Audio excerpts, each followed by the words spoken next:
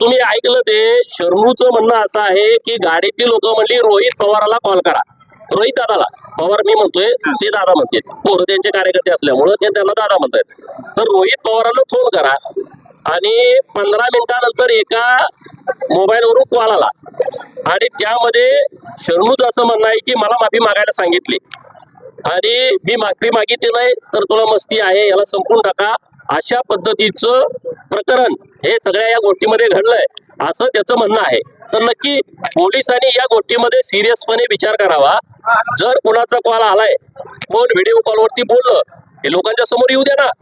आणि बाहेरची मुलं पुण्याचे कसे काय लोक येत आहेत?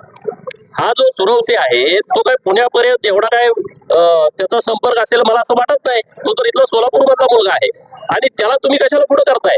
त्याला तुम्ही बळीचा बकरा कशासाठी बनवताय?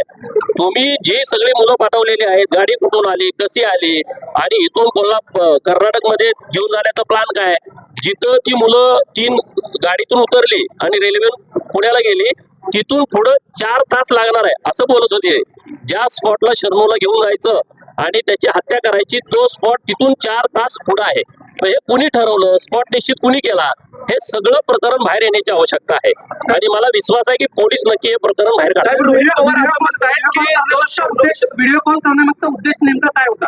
आता ते तपासायला पाहिजे ना. मी तर पोलीस नाही, तपासायला पाहिजे ना हे सगळं कशासाठी केलं, व्हिडिओ कॉल करण्याचा.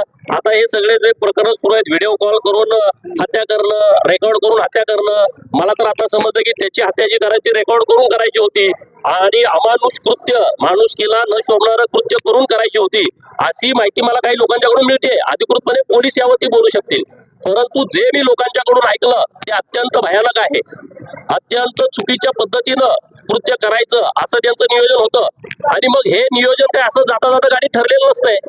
त्यांच्या बरोबर जे साहित्य होतं, त्यांच्याबरोबर ज्या पद्धतीनं साडी घेऊन गेले होते म्हणे, त्यांच्याकडे फटाकड्या होत्या, आणखी काय काय साहित्य होतं, पोलीस त्याबद्दल सविस्तरपणे बोलतील.